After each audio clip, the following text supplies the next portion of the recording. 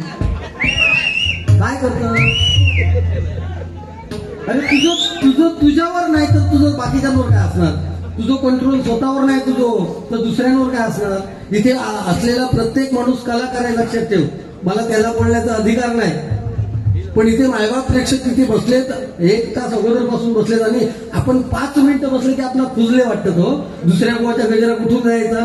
तुझी गाण्यातली सवय ही, त्यामुळे लोकांना लागली आहे. आपण कलाकार असं एकमेकाचा रिस्पेक्ट करू बोल, लक्षात घे. आज तुझ्याकडे असले ना हे कलाकार, उद्या माझ्याकडे असतले, उद्या तिसऱ्याकडे असतले. माझ्या भांडणात तसं नाही चालत आणि मी ती शिस्त ठेवलेली आहे. लोकांनी पैसे शिस्त बघू हवी प्रत्येकात. तू धड शिस्तीतो नाहीस.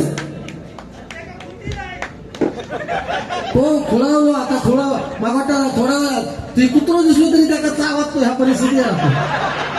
बघ लोक हसतात. अरे थोडं एक शब्द बोलू शकत नाही रुपयाच्या माध्यमातून. मी मुद्दाम बोलूक नाही तरी पण मी बोललोय. मी दिलं एक उदाहरण की तू सांगते ना अध्यात्म, तर तुला किती अध्यात्म पाजू करे तू? नाही ते एटाय म्हणजे कसं आहे, माझा लिमिटेशन असं मी प्रामाणिकपणे सांगणार. कारण ही 100% बारी जाणार. मग एक गोवा खोळावलं म्हणून त्याच्याबरोबर उद्या युट्यूबवर नाव काय घातलं वाद्यकाराबरोबर गुंड खोळावलं म्हणून सांगते. मग हे कुठेतरी बंधन आपल्याला ठेवावं लागतं.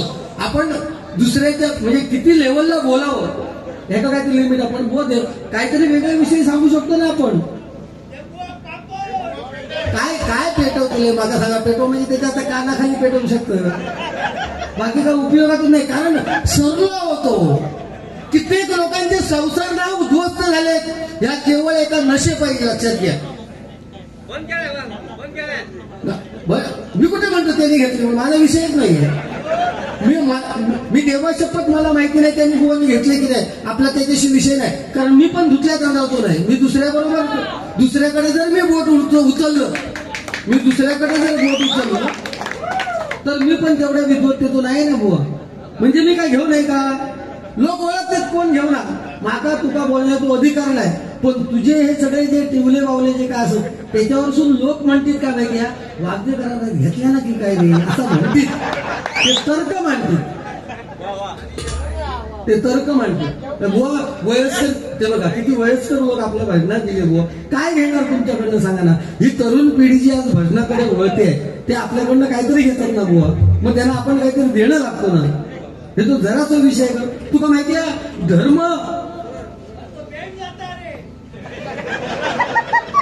धर्म भीम अर्जुन नकुल आणि सहदेव ह्या 5 विचारलं श्रीकृष्णाला की हे श्रीकृष्ण याच्यानंतर येणारं कलियुग कसं असणार आहे.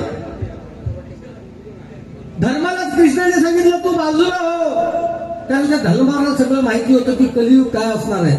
आणि त्या कलियुगात कली तू असस कली, लक्षात घे. 4 दिशेला 4 बाण सोडले आणि सांगितलं जा. भीम अर्जुन नको आणि सहदेव 4 दिशेला 4 गेले. सहदेव कोण माहिती आहे काय? ज्यांना स्वतःच्या बापाचा मांस खाल्ला. स्वतःच्या बापाचं मांस खाल्लं का? पंडूचा मांस खाल्ला. 5 पांडवांपैकी असो एक असा की ज्यांनी स्वतःच्या बापाचं मांस खाल्लं. त्या पंडूने सांगितलं की मी मेल्यानंतर माझं प्रत्येकाने धरा तरी मांस खा, कारण माझं जर तुम्ही नाव घेताय माझ्या पोटी एकही तुम्ही जन्मले नाही तर माझ्यामुळे तुम्ही एकही जन्माला आलेले नाहीये, तर माझं नाव घेता तर माझं तुमच्याकडे काहीतरी अंश राहू दे. म्हणून त्या 5 पुत्रांना सांगले तुम्ही थोडा मांस खा.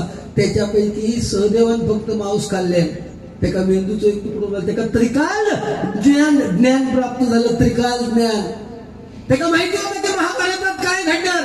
पण तू श्रीकृष्णाने सांगितलं होतं की ज्या दिवशी तू हे सांगशील त्या दिवशी तुझी बुद्धी भ्रष्ट होईल किंवा तू मरण पावशील, असं श्रीकृष्णाने सांगितलं होतं. म्हणून त्याला सांगूक नाही त्रिकालदर्शी असून सुद्धा सहदेवान श्रीकृष्णाने 4 बाजूला 4 बाण सोडले. भीम गेला, नकुल, सहदेव आणि अर्जुन गेला. अर्जुन पहिला बाण घेऊन आला. अर्जुनाला सांगितलं तू काय पाहिलं? अर्जुनाने सांगितलं की मी पाहिलं की कोकिळा गोड आवाजात गात होती, पण त्याच वेळेस मांसाचा तुकडा तिच्या तोंडात होता. श्रीकृष्णाने सांगितलं कलियुग असत असणार. कोकिळा गोड गळ्याने गात होती म्हणजे हे बुवा असले गोड गळ्याने गाणार, पण त्याच वेळेस यांचे जे हावभाव असणार हे त्यांच्या तोंडातनं ते बरं लोकणार, ती बरं लोकते असतो. मुद्द्यालाच येतोय. भीमाने सांगितलं तू काय पाहिलं? त्यांनी सांगितलं मी 4 विहिरी आजूबाजूला पाहिल्या, परंतु मधली विहीर कोरडी होती, म्हणजे बाजूला असून त्याच्यात ती सुखी होती. त्याने सांगितलं बघ कलियुगात लोक असे जलपतील की आपल्या स्वतःच्या भावाला मदत न करता दुसऱ्या शेजाऱ्यांना मदत करतील. तिसरा कोण? नकुळ. नकुळाला सांगितलं तू काय पाहिलं? त्याने सांगितलं मी गाय विताना पाहिली, आणि ती गाय वासराला दूध सोडून ती गायच वासराला लुचत होती. म्हणजे आपण पेपर दररोज उघडल्या वाचतोय की म्हातारा माणूस 10 वर्षाच्या मुलीवर अत्याचार करतोय, उलट जग चाललंय. आणि चौथा कोण? सहदेव. नकुळ. त्या नकुळला सांगितलं तू काय पाहिलं? त्याने सांगितलं भला मोठा दगड एका डोंगरावरून गडगडत येत होता, मोठमोठी झाडं तुडवत येत होता, आणि तो एवढा मोठा भडा मोठा शिळा ती दगड तो एका फक्त छोट्याशा झाडाच्या फांदीवर थांबला. तेव्हा श्रीकृष्णाने सांगितलं बघ कलियुगात अनेक प्रसंग येतील, पण याच्यातून आपल्याला जर वाचायचं असेल तर फक्त आणि फक्त नामस्मरणच तुका वाचू शकताला. म्हणून लक्षात घ्या कलियुगात मायबाप प्रेक्षक फक्त आपल्याला नामस्मरणच वाचवणार. ही मौज माझ्या मस्ती आहे, मौज माझ्या मस्ती असाच, त्याच्याबद्दल काही विषय नाही. ह्यो शाळेत असताना बाईनी त्याच्या सांगल्याने अरे दिनेश रेल्वेचं चित्र काढ. यांना ते चौकोन आखल्यान आणि जोडल्यांनी बाई का दाखवलं. शॉर्टकट मध्ये सांगतोय कारण मला जोक्स मध्ये इंटरेस्ट नाही, आपण ऐकलं असेल. चौकोन काढल्यांनी जोडल्यांनी बाई सांगताय हा बघा रेल्वेचं चित्र. बाई म्हणतात अरे दिनेश मी तुला रेल्वेचं चित्र काढायला सांगितलं, याच्यात तू नुसते डबे काढलेस, रेल्वेचं इंजिन कुठे आहे? तर यांना झालं इंजिन बोगद्यात गेला. तुझी अक्कल दिसते, अक्कल दिसते तुझी अक्कल. नाही एक लक्षात घ्या, आजची बाजी तुमका मी 100% सांगते, अगदी गवळणीपर्यंत चालणार. त्या गवळणीपर्यंत एकमेकांचा आमचा काय होत या सांगायचं होतं नाही, कारण मी ऐकून घेईन फारतं, परंतु एक ठराविक लेवल असेल त्या लेवलपर्यंत दिनेश वागदेकरची वाक्य मी माझ्या कानापर्यंत ऐकून घेईन. आणि त्याच्या पलीकडे जाऊन जर त्याचं बोलणं असेल तर गुंडू सावंत काय आहे ना हे तुला आज पण दाखवून देईन. लक्षात घे. गाण्याची फरमाईश आहे, गजर घेतोय, पण गजराच्या अगोदर 1-2 गाणी.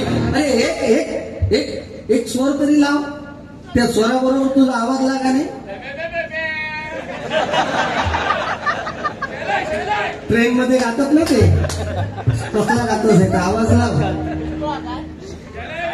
त्या केळुसकर बुवांचं नाव घेतोय, केळुसकर बुवांचं नाव, त्यांच्या नावाला शोभेल असं एक तरी रागधानी वगैरे खूप माहिती आहे तुका, आम्ही सलाम करतो त्याच्याबद्दल, पण तो जरा प्रयत्न कर ना.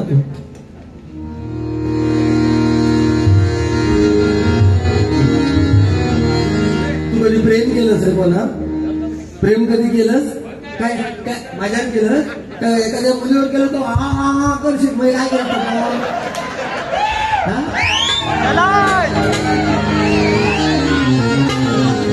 त्या गाणं येत तुका तुझी से लागी है इसी लगन, बिरहा में जल रहा है ये मन, मैं अधूरा हूँ तेरे बिना,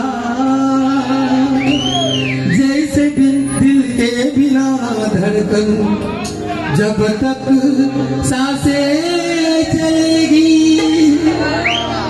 तुझको चाहूंगा, जब तक सांसें चलेगी तुझको चाहूंगा, मर भी गया तो भी तुझे करूंगा मैं प्यार, मर भी गया तो भी तुझे करूंगा मैं प्यार, मर भी गया तो भी तुझे करूंगा मैं प्यार. आणि ह्या ताजेवर दुसरं गाणं आलं बघ.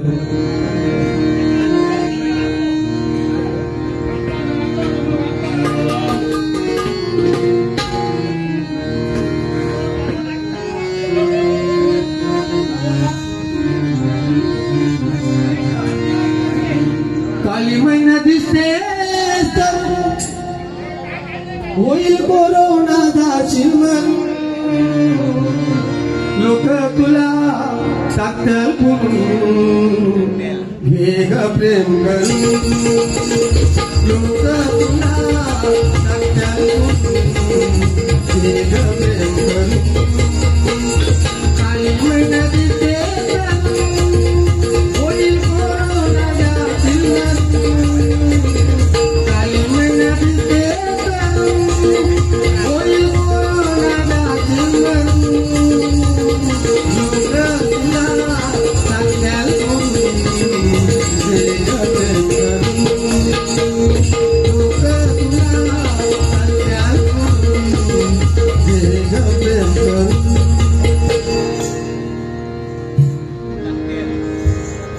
बाबासाहेब आंबेडकरांवरती एक गाणं आलेले ते म्हणजे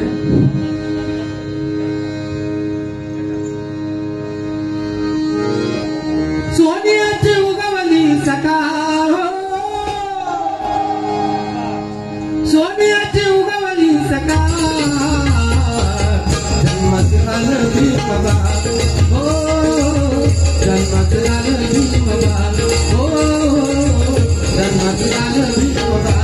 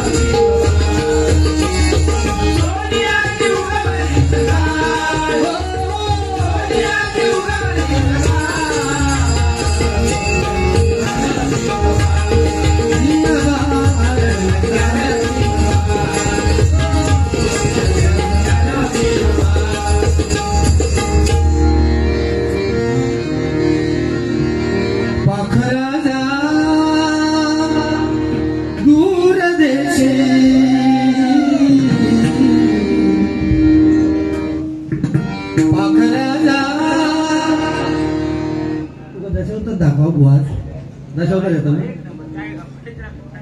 पंडित आणि भगवान तू आणून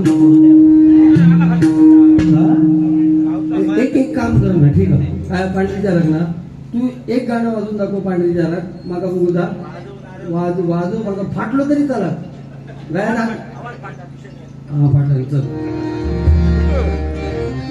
काय पांढरीच्या लग आपण का घात नाही एखादं गाणं हो तू माझं समोर तू मग सांग मधी बोला नको अरे मी काय मी बोलणार माझा जर काय वाटत तू माझा प्रतिस्पर्धी असत ना तर मी ज्या काय बोलाल तर ऐकान घे झक मारी ऐकान घे हात तुझे बोल अडकवून ठेव हिंदू सावण म्हणतात वरती असं टांगरा आणून ठेव तुला आणि तुझे ना वर डोके खाली पाय करेन लक्षात ठेव काय वर डोके खाली पाय उलट नाही बोललं तुका डोक्या खेळायचा माहिती आहे हा वर डोक्या खाली पाय म्हटलं तू टाक ना ते का तू टाक तुझा काय माहिती आहे ते सांग बघे मग मी त्याच्या पुढे सांगतो आणि मी सांगू शकत नाही आणि तू सांगण्याच्या परिस्थितीत नाही असं पब्लिक सांगणार ते होईल माका पण आज नाही माझा प्रेक्षक खरं सांगतो युट्यूब वाल्याला सांगेन की मी नंतर की बारी तुम्ही रेकॉर्ड करून टाकू नका आमची रिक्वेस्ट असेल पण आजची बारी नाही ह्याची माझी होऊनच जाऊ दे बघूया तरी कौन कितने पाणी मी माका सुद्धा बघूचा नाही टाका मी नाही टाकू मी माझी बारी युट्यूबला टाकायची नाही सांगणार तुझी टाकू दे तू किती गाणी गावलं घागावलं तरी तुका देतो काय शरम हा पाखराला दूर देशी पाखराला दूर देशी सांग माझा माझ्या चालना सांग माझा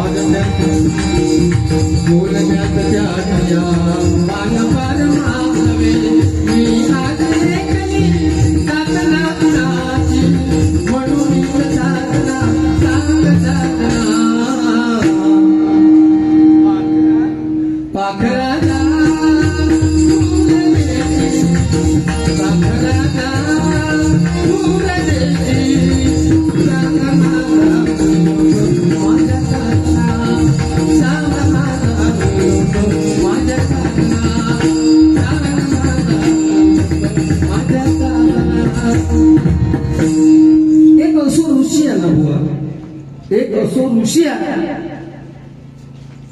मी तुला प्रश्न घालत नाही. एक मायबाप प्रेक्षक असो ऋषी आहे ज्याने आपल्या मुलीवर सुद्धा ज्याने आपल्या मुलीबरोबर संभोग करून एका पुत्रात जन्म घातला. एक असो ऋषी आहे. माका प्रश्न घालतो नाही. एक असो ऋषी आहे असं.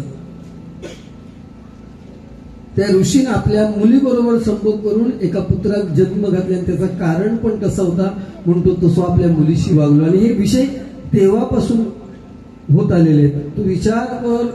मी मायबाप प्रेक्षकाला सांगते आणि तुझी तेवढी विद्वत्ता नाही या प्रश्नाचं उत्तर देऊची. तुझी विद्वत्ता नाही त्यामुळे मी तुका प्रश्न विचारूक नाही. मी आपलं एक सहज असं एक फक्त खडं मारलेलं तो कुठपर्यंत लागतो तो माका बघतो.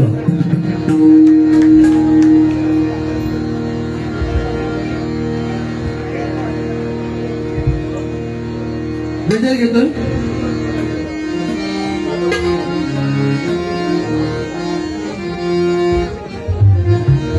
आई एकवीर माऊली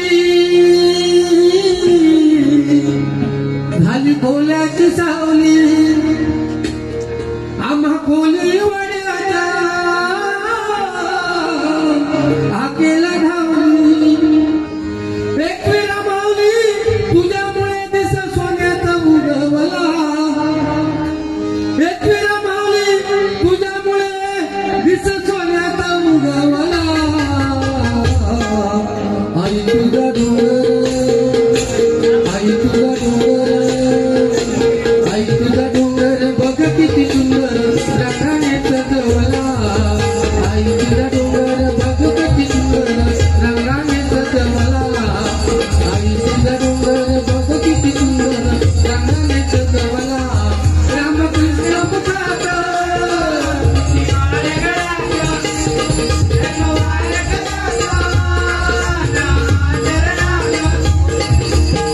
पावेला कैसा देवत्याची सांगा हो मला. पावेला कैसा देवत्याची सांगा हो मजला. भाव सोडणी भाव सोडणी हरिनामी रंगला. भाव सोडणी स्वार्थाने हरिनामी रंगला.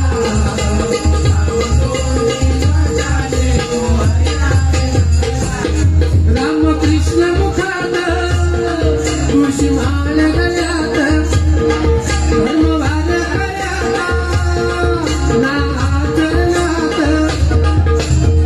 पावेला कैसा देवत्याची सांगा हो मला.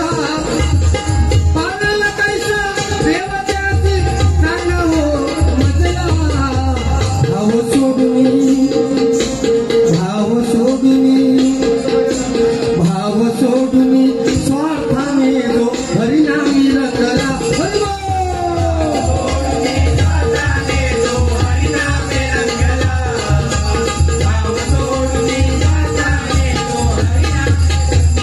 भाव सोडून स्वार्थाने जो हरिनामी रंगला. म्हणजे हरिनामाचं काही देणं घेणं काही नाहीये. फक्त पैशासाठी लाचार होऊन हे असे बुवा भजन करतायत. लक्षात घ्या.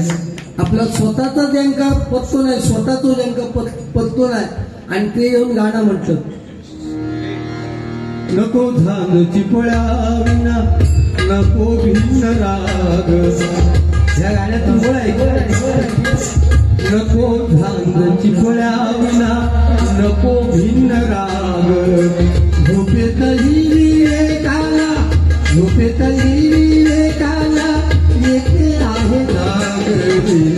तुझे नाम आले न भावले तुझे नाम आले.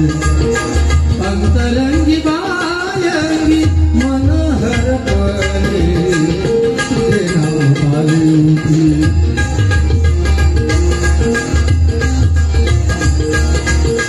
भाव अंतरीने हरवे जसे जुई फूल. अंतरीने हरवे भाव अंतरीने हरवे जसे जुई फूल. स्वतःच्या सुगंध या गाण्याचा अर्थ होता की स्वतःचा सुगंध घे. तू काय घेशील स्वतःचा सुगंध. तू स्वतःचा सुगंध तो आता घेशील तुम्ही एक सांगू एक सांगू मग स्वतः आधी स्वतः ओळख आणि मग दुनियेसमोर सांग की मणी खिचो 5,000 तुकाला एक चराब झाली आहे. 5,000 रुपये देईन बक्षीस, 5,000 रुपये देईन. पैशाचं माज दिलो का तुका जास्त लय पैशाचं माज उपयोगाचं नाही बुवा, उपयोगाचं नाही पैशाचं माज. कारण लक्ष्मी म्हणजे पैसा. ती लक्ष्मीची बहीण कोण? औदसा.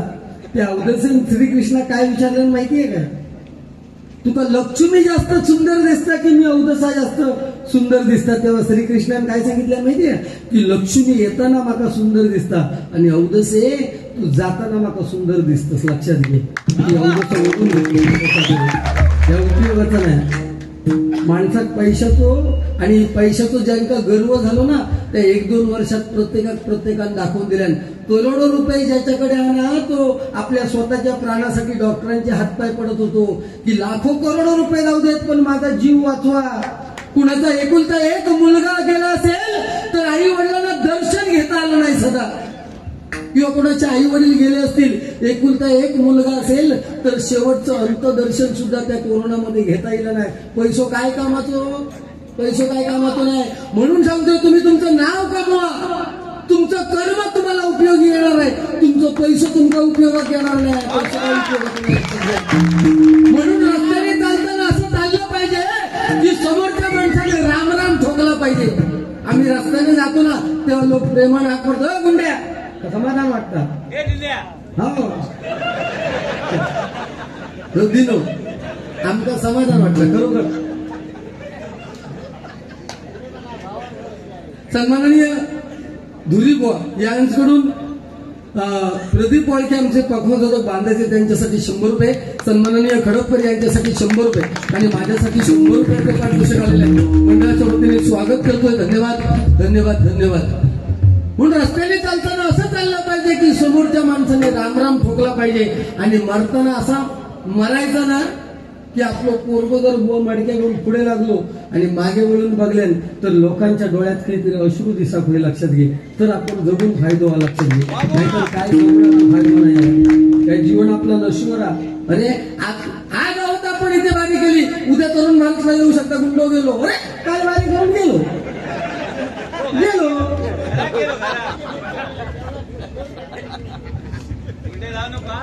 सन्माननीय दादा दळवी बरोबर ना?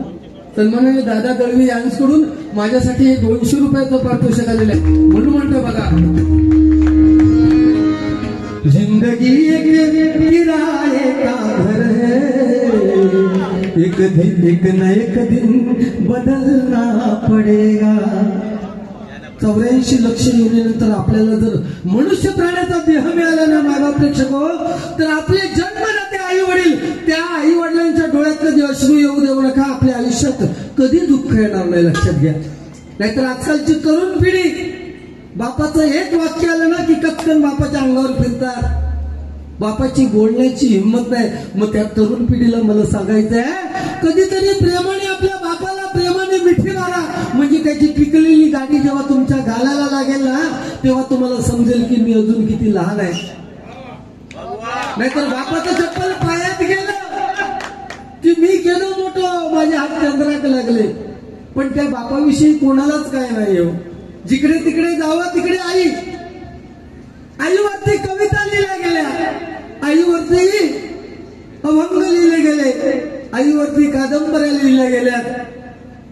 साने गुरुजींनी श्यामची आई लिहिली पण साने गुरुजींना श्यामचा बाप कधीच दिसला नाही. कारण तो बाप त्याच्या डोळ्यामध्ये कधीच अश्रू येत नाही. मायबाप प्रेक्षको, तो फक्त एकदाच रडतो, ते म्हणजे स्वतःचा पोटचा गोळा ज्यावेळेस मुलीचं लग्न करतो आणि कन्यादानाच्या वेळेस फक्त बाप ढायमुखी रडतो. कारण बाप एरवी कधीच संसारात रडत नाही. त्याला माहितीये की जर मी रडलो, माझ्या डोळ्यात जर दुःख बघितलं तर माझ्या खांद्यावरती असणारं सगळं कुटुंब क्षणार्धात कोसळणार हे त्या बापाला माहिती असतं. म्हणून बाप कधीच रडत नाही. मुलगा पास झाला, मुलगी पास झाली की आई फक्त पाठीवरून हात फिरवते. पण फक्त मुलगा पास झाला, मुलगी पास झाली ही वार्ता वार्ता फक्त बापाच्या कानावर पडली ना की गुपचूप जाऊन शिरोड्याच्या बाजारातून पेढे आणणाऱ्या बापाचं आपण कौतुक कधीच करत नाही मायबाप प्रेक्षक. ज्या जिजाबाईने छत्रपती शिवाजी महाराजांना जन्म दिला त्या जिजाबाईचा आपण मोठेपण करतो, पण स्वराज्यासाठी स्वतःच्या पायात आणि हातात बेडं घातलेल्या शहाजी राजांचा कधी उल्लेख करतो का आपण मायबाप प्रेक्षक. ज्या देवकीने श्रीकृष्णाला जन्म दिला त्या देवकीचा आपण मोठेपण वारंवार करतो, परंतु ज्या वसुदेवानं श्रीकृष्णाचं होतं यमुना नदीच्या पाण्यातून जाताना नाका तोंडातून सुद्धा पाणी जात असताना कोण बोलते, पाणी जात असताना सुद्धा त्या श्रीकृष्णाचं ओझं नेणाऱ्या त्या वसुदेवाचं आपण कधी वर्णन, कौशल्याचा राम पण पुत्र वियोगाने तडफडून मरणाऱ्या त्या दशरथाचा उल्लेख कधी केला का बुवा आपण. तो कर कधीतरी भजनात, म्हणजे तुका महत्व का ह्यो तू मागापासून उडवतस. हे टिवले बावले खूप बघितले आम्ही, लक्षात ठेव. आज 20 वर्ष भजन करतोय पण तुझ्यासारखं कर्म देत बुवा अजून माझ्या गावात नाही, लक्षात. असं नाही, असं त्याका एकही शब्द बोलणार नाही. कित्येक जणांचे बुवांचे पण चाहते, इवन मी सांगतो जेवढे बुवा त्यांच्यामध्ये जर चाहतो कोण असत बुवा तर मी वैयक्तिक तुमचं खूप चाहतो असेल, वैयक्तिक तुमचं मी खूप चाहतोय. कारण सांगतो, आजचा काय विषय माहिती नाही पुढे काय होईल, पण वाग्देकर बुवा हजर जबाबी आहे. या मात्र वाग्देकर बुवाचं ज्ञान अध्यात्माच्या बाबतीत खूप मानतोय मी. राजधानी स्वर्ग नको लागायला तो विषय नाही, पण राजधानीच्या बाबतीत ज्ञान आहे. त्याला सकाळचा समजा त्याका आपलं जरी नाही लागलो तरी खायचो तो त्याका मागता, एवढं मात्र नक्की आहे. पण मी काय सांगलं, ऋषी आपल्या मुलीबरोबर संभोग केला आणि मुलगा तुका प्रश्न नाही मुली तू मेलो इतक्या कर्मा विचार करता दोघा तिघांना त्याने बाहेर पाठवले ना बाहेर, नाही तर तो चालवाचो नाही. ह्या विषयांका हात घातल्याशिवाय तो चालवणार नाही. आपण ढचं मा, मी कित्येक वेळ हल्ली सांगितलंय, ढचं मा आपण पटकन करू शकतो. जे वाक्य मी बोललो नाही तो माझ्या एक तोंडात घेतो सांगतो गुंड्या तू असं बोललंस म्हणून. त्याचमुळे कुंभकर्णासारखं रावणाचा भाव 6 महिने झोपाना त्या एका कारणामुळे ढचो मा झालो. म्हणजे कुंभकर्ण एवढं जबरदस्त शूर पराक्रमी होतो, त्यानं ब्रह्मदेवाची तपश्चर्या केली आणि ब्रह्मदेवासारख्या तपश्चर्या करून प्रसन्न करून घेतल्या. आणि ब्रह्मदेवाने सांगितलं वत्सा माग काय होते. ब्रह्मदेव मागणार, एवढ्या देवांचो देव इंद्रदेव तो घाबरलो, म्हणालो माझ्या खुर्चीत झोपवा, म्हणजे माझ्या इंद्रासनात झोपवा. सरस्वती मातेची आराधना केली आणि सरस्वती मातेक सांगितलं इंद्राने की हे सरस्वती माते, ब्रह्मदेव प्रसन्न झालेला कुंभ करणार तेव्हा माझ्या इंद्रासनात झोपवा. तेव्हा तू एक काम कर, त्याच्या जिभेवर जाऊन बस. सरस्वती माता ब्रह्मदेवाकडे मागणं मागत असताना कुंभकर्णाच्या जिभेवर बसली आणि इंद्रासनाच्या बदल्यात निद्रासन मागितलं, निद्रासन. आणि ब्रह्मदेवांनी तसाच तू केले. अरे आम्ही एकमेकाचे भाऊ, स्वतःचे रक्ताचे भाऊ. काही जरा भांडण झालं ना तर एकमेकाचं तोंड जात नाही, पण फक्त लक्ष्मण हे बॉय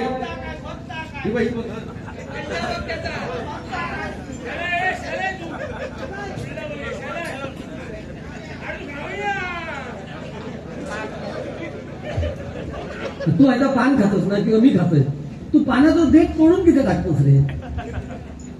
पानाचं देठ तोडून किती टाकतोय, तो पानावर खाणं नाही किती, तो पानाचं शेंडो किती नाही खाणं. सांग का थूक लावू नको, खरं सांग. प्रत्येक गोष्टीच्या मागे अध्यात्म आहे बाबा प्रेक्षको, प्रत्येक गोष्टीच्या मागे अध्यात्म आहे. मग तो आपण लक्ष्मण असा एकच आहे, फक्त 2 मिनिटं बोलतो. लक्ष्मण मायबा प्रेक्षको असा एकच आहे जो अवरात्र त्या रामाबरोबर जागा होता. 14 वर्ष वनवासात झोप यायला लागली तेव्हा त्या निद्रादेवीची प्रार्थना केली, सांगितलं मला राम आणि सीतेची मला सेवा करायची आहे. मला निद्रादेवी येऊ दे नको. निद्रादेवीने सांगितलं तथाच तुला 14 वर्ष झोपता येणार नाही, पण तू जर झोपत नसशील तर ही निद्रा तुला कोणाला तरी दुसरीला द्यावं लागेल. त्याने सांगितलं हो माझ्या अर्धांगिनीला माझ्या बायकोला दे. आणि तिथपासून 14 वर्ष सुमित्रा झोपान रवली. म्हणजे निद्रा असून निद्रा आली, अन्न असून अन्न आली, आणि बायको असून ब्रह्मचारी फक्त कोण? लक्ष्मण. निद्रा असून निद्रा आली, ब्रह्म असून ब्रह्मचारी 14 वर्ष बायकोचा भोग घेतला नाही, आणि अन्न असून ब्रह्मचारी, अन्न असून अन्न आली, अन्नाचं एक कण योग नाही, अन्न फळा खाल्या. लक्षात दिला?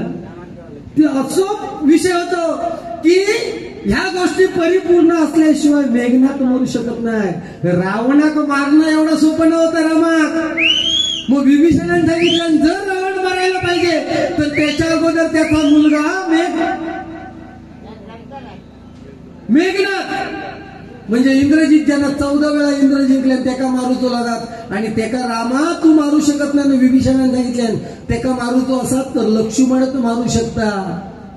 14 वर्ष अन्न असून अन्न आणि ब्रह्म असून ब्रह्मचारी आणि निद्रा असून निद्रारी, त्याच्या मागे त्याचाही हत्या होणार, म्हणजे तो मरणार, मरण पावणार.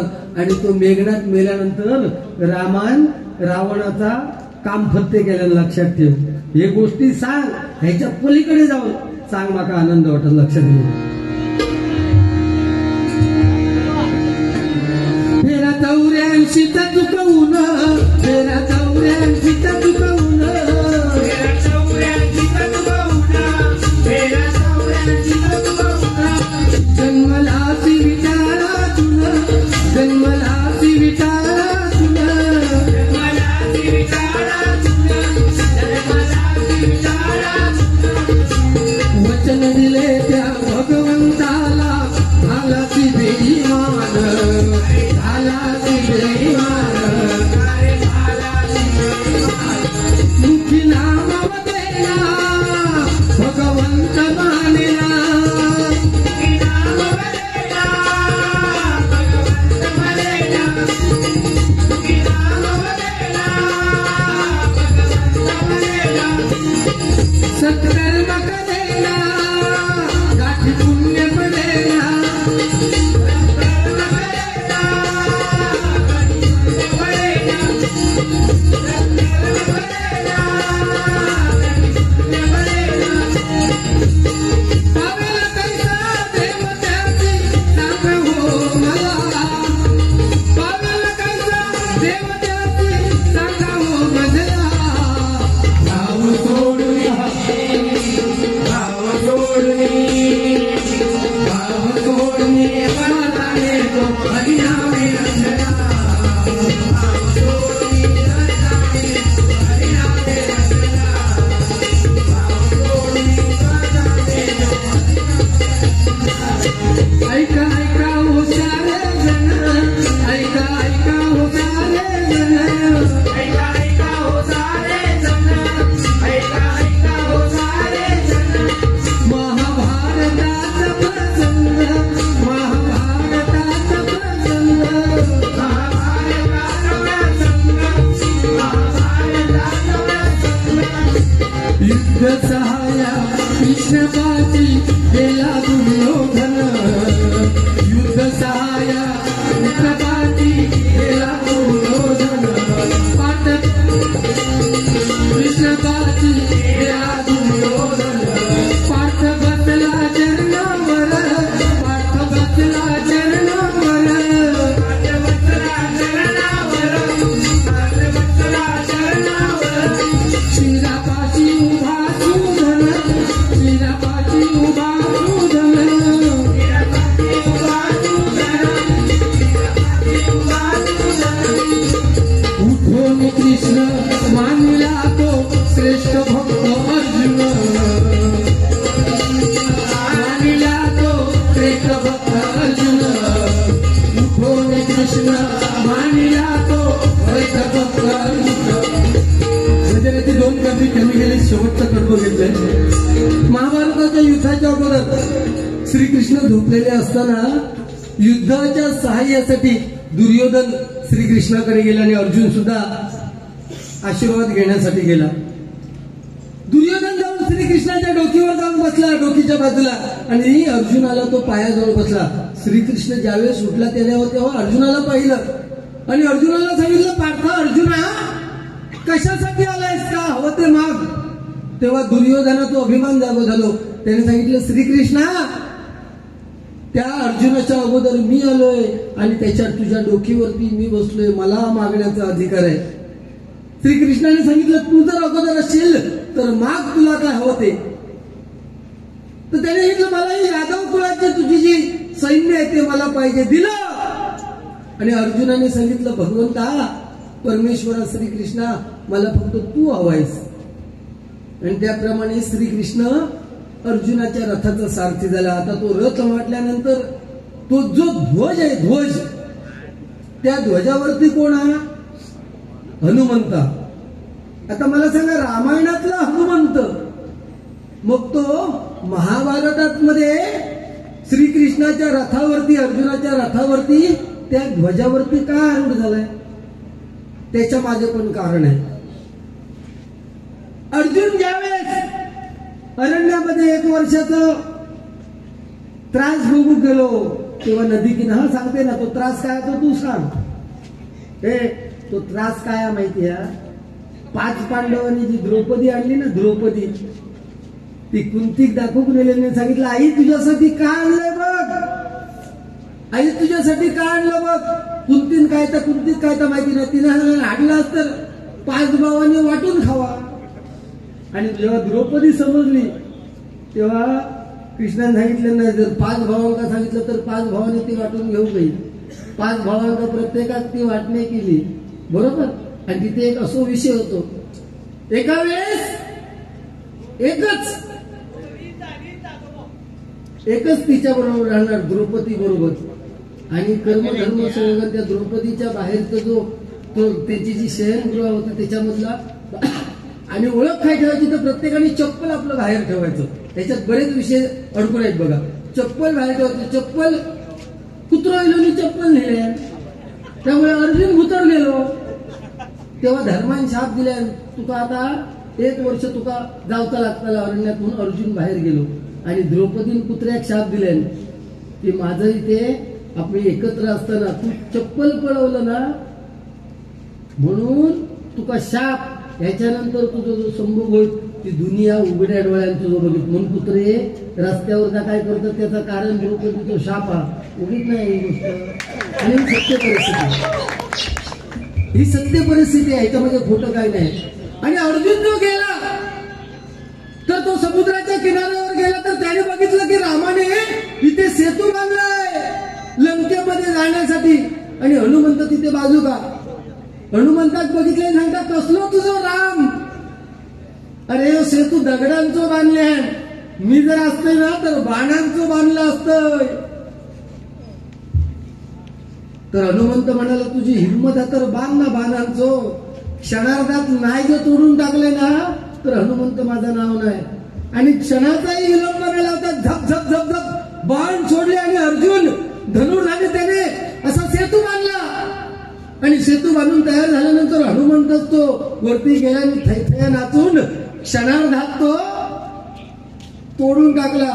अर्जुनाने सांगितलं होतं, मी बांधलेला बाण जर तू तोडून टाकलास, बाण जर तोडून टाकलास तर मी अग्निकाष्ट करणार. अग्निकाष्ट करण्याला निघाला अर्जुन. तेवढ्यात श्रीकृष्ण तिथे आला, कारण श्रीकृष्णाला अर्जुनाची गरज होती. महाभारतामध्ये श्रीकृष्णाला जिंकवायचं होतं. अर्जुनाने सांगितलं, अरे कुठे निघाला, तर म्हणाला आमची दोघांची पैज लागलेली, हनुमंताने माझी. मी जो सेतू बांधला तो हनुमंताने तोडला, म्हणून मी शब्दाला मागे येणार नाही, मी अग्निकाष्ट करण्याला निघालो. श्रीकृष्ण म्हणाला, तुमची पैज लागलेली, तर म्हणाला हो. हनुमंत होय तर होय. अरे पण तुमची पैज लागली त्याला साक्ष कोण होतो, तर म्हणालो साक्ष कोण नाही. हनुमंत म्हणालो, साक्ष कोण नाही तर त्या पैजेक अर्थ नाही.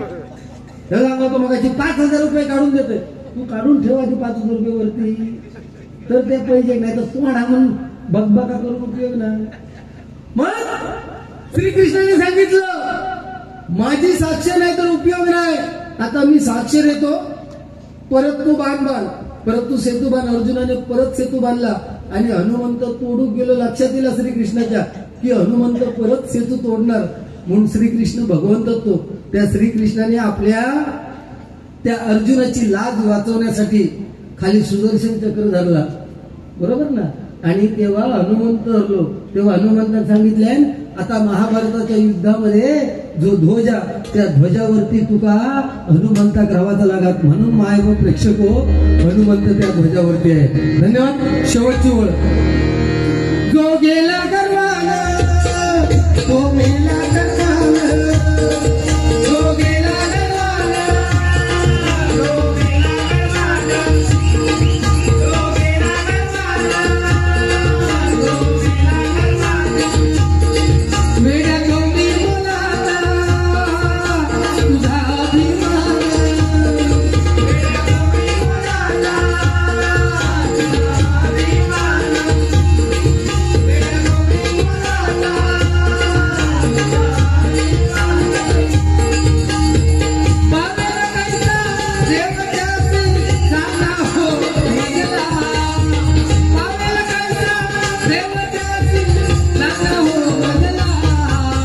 भाव सोडणी भाव सोडणी भाव सोडणी हरनामे हरनामे रखला, भाव सोडणी हरनामे हरनामे रखला, भाव सोडणी हरनामे हरनामे रखला.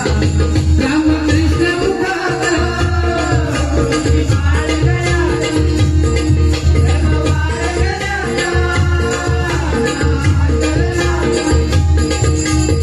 पावेला कैसा देवत्यासी जाना हो मजला, पावेला कैसा देवत्यासी जाना हो मजला. भाव सोडणी भाव सोडणी भाव सोडणी हरनामे रखला. भाव सोडून वाखाणे हरनामे